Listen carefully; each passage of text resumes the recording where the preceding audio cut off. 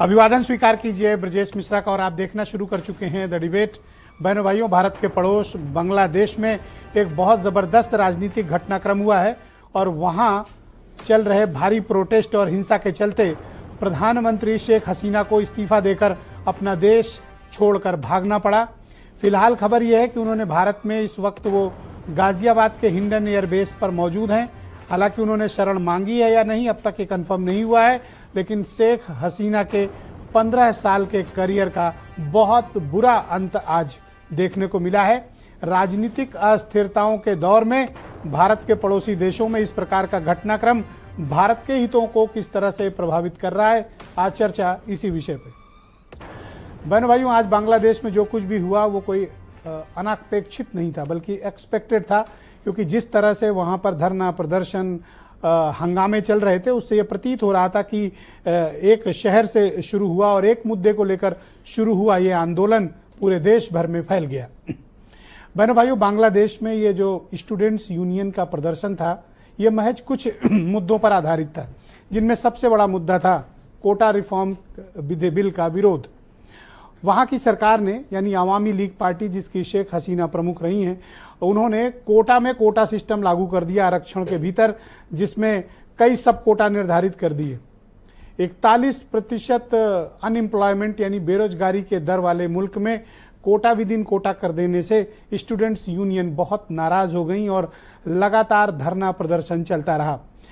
हालांकि बांग्लादेश में ऐसे हालात उत्पन्न कर दिए गए हैं कि वहां पर कोई भी विपक्षी दल शेख हसीना की पार्टी के सामने खड़े होने की औकात ही नहीं रखता था। वहाँ की सबसे बड़ी अपोजिशन दल बांग्लादेश नेशनलिस्ट पार्टी यानी BNP जिसको कहते हैं, वो लगभग खत्म हो चुकी थी और उनकी सबसे बड़ी लीडर करप्शन के मामले में शेख हसीना ने उन्हें जेल की सजा करा दी थी। तो ये लड़ाई जनता लड़ रही थी, ये लड़ाई स्टूडेंट्स लड़ रहे थे। सरकार की तानाशाही, बढ़ती बेरोजगारी, महंगाई, आर्थिक विषमताओं ने पूरे बांग्लादेश को झकझोर कर रख दिया था। ये सिर्फ एक मुद्दे का चला आंदोलन नहीं था, बल्कि लोगों के भीतर जो ये दबाए जाने से असंतोष था ये फूट पड़ा। क्योंकि आपको याद होगा कि 2018 में भी फर्स्ट कोटा प्रोटेस्ट जब हुआ था, पहली बार जब कोटा का बिल लाया गया था, कोटा विदिन कोटा का, तब भी बड़ा मैसिव प्रोटेस्ट हुआ था। कुछ शर्तों के साथ शेख हसीना झुकी थी, लेकिन 2018 में जैसे ही आंदोलन खत्म हुआ, जितने भी आंदोलनकारी थे सबको ढूंढ ढूंढ कर कुचल दिया गया, खत्म कर दिया गया, जेलों में डाल दिया गया। इस बार भी उसी तरह का डर था कि अगर बिना किसी नतीजे के ये प्रदर्शन समाप्त हुआ तो इस बार शेख हसीना किसी को छोड़ने वाली नहीं है। जो हाल उन्होंने विपक्ष का किया था वही हाल प्रदर्शनकारियों का करेंगी। बस इसी बात से पूरे देश भर में जितने भी नागरिक है या स्टूडेंट्स थे वो सब सड़कों पर आ गए और जबरदस्त धरना प्रदर्शन, हिंसा लगातार होती रही और पूरे ढाका को लाखों लोगों ने घेर लिया। बहनों भाइयों, ऐसा मैसिव प्रोटेस्ट 1971 में दिखा था या फिर 2024 में दिखाई दिया है। और शेख हसीना अभी से नहीं, 2008 का चुनाव जो उन्होंने जीता उसके बाद लगातार 3 चुनाव जीतती रहीं और 2024 यानी आज की डेट तक वो प्राइम मिनिस्टर रही, 2009 से अब तक। बहनों भाइयों, इन 3 कार्यकाल में शेख हसीना ने ये इंश्योर किया कि बांग्लादेश से अपोजिशन को वो समाप्त कर दें और उसमें उन्हें कामयाबी भी मिली। अपोजिशन के लीडर या तो खत्म हो गए या उन्हें जेल में डाल दिया गया या किन्हीं कारणों से उनकी मृत्यु हो गई, उनके साथ हादसे पेश आए या उनकी सबसे बड़ी लीडर इस वक्त जेल काट रही हैं। तकरीबन 2 कार्यकाल मिला लें तो 20 साल का कार्यकाल शेख हसीना का रहा है। शेख हसीना और उनके परिवार भारत का करीबी मित्र है, हमें ये बात याद रखनी चाहिए। उनकी पार्टी और उनका जो काम करने का तरीका रहा वो भारत के मित्र रहे। भारत में चाहे बीजेपी की सरकार हो या कांग्रेस पार्टी की सरकार रही हो, लेकिन बांग्लादेश में हमारे बहुत हित, बहुत इंटरेस्ट सुरक्षित हैं। इसलिए आप देख रहे होंगे कि बंगाल की सीमा पर तमाम जगह बहुत अलर्ट है। दरअसल ये एक ही तो हिस्सा था, बंटवारे से अलग हुआ, लेकिन है तो सब अपने ही लोग। एक पार्ट जरूर उधर चला गया जिसको ईस्टर्न पाकिस्तान कहते थे, फिर उसे आज़ाद कराकर मुक्ति वाहिनी और भारतीय सेना ने बांग्लादेश एक नए देश का सृजन किया। हैं सब उसी बंगाली लोग ही। और जिस तरह का मैसिव प्रोटेस्ट हुआ है, दुनिया के इतिहास में ऐसे मैसिव प्रोटेस्ट किसी अथॉरिटेरियन गवर्नमेंट के खिलाफ करना बहुत कलेजे की बात होती है, जो बांग्लादेश के स्टूडेंट्स ने कर दिखाया।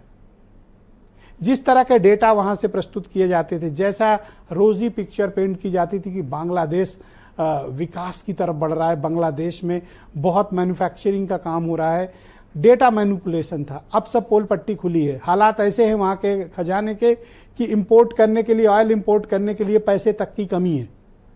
ये सारा मैनिपुलेशन झेलते झेलते और जिस तरह का उत्पीड़न की कार्रवाई शेख हसीना कर रही थी अपने विरोधियों के खिलाफ, उससे लोगों ने विद्रोह कर दिया, बगावत कर दी। नतीजा क्या हुआ? एक पॉपुलर प्राइम मिनिस्टर को इस्तीफा देना पड़ा, अपमानपूर्ण तरीके से बेइज्जत होकर वहां की गलियों से भागना पड़ा, छोड़ना पड़ा उन्हें, और प्राइम मिनिस्टर हाउस से एक तरह से उन्हें रेस्क्यू करके वहां से निकाला गया। और अब वो भारत में इस वक्त मौजूद हैं। आगे उनका क्या भविष्य होगा ये नहीं पता, लेकिन शेख हसीना का राजनीतिक कैरियर अंत हो गया है, ये बात तय है। What next? बांग्लादेश में क्या होगा? भारत के बहुत हित वहां पर सुरक्षित हैं। वहां पर कोई अपोजिशन ऐसा है नहीं जो इस वक्त सरकार की कमांड अपने हाथ में ले सके। अपोजिशन ऑलमोस्ट वहां डेड है, खत्म है। Last time Bangladesh nationalist party ने लास्ट इलेक्शन का बायकॉट किया था, चुनाव तक नहीं लड़ा था। तो आप समझ सकते हैं कि वहां एक ही पार्टी, एक ही रूल था। तो अब क्या होगा? अब इस बात की संभावना है कि सेना वहां पर काबिज हो जाए सत्ता में और फिर कोई चुनाव कराए जाए, ऐसी संभावना है। लेकिन फिलहाल गवर्नमेंट ऑफ द डे वहां कोई नहीं है। बांग्लादेश में चरम अराजकता है और भारत को भी अपने इंटरेस्ट प्रोटेक्ट करने पड़ेंगे। आज वहां के प्रधानमंत्री आवास को जिस तरह से वेंडलाइज किया गया, आपने देखा होगा जब हामिद करजई भागे थे काबुल से, तब का दृश्य याद होगा। कोलंबो का दृश्य आपको याद होगा जब वहां के राष्ट्रपति भागे थे। और अब आकर देखिए कि जो कुछ भी ढाका के भीतर हुआ। बहनों भाइयों, ये तो एक ब्रीफ हिस्ट्री है। आज की डिबेट करेंगे हम, और बहुत विशेषज्ञ पैनल पर मैंने आज विशेषज्ञों को आमंत्रित किया है और इस पर चर्चा को हम आगे बढ़ाएंगे। मेरे साथ आज की इस चर्चा में भारतीय जनता पार्टी की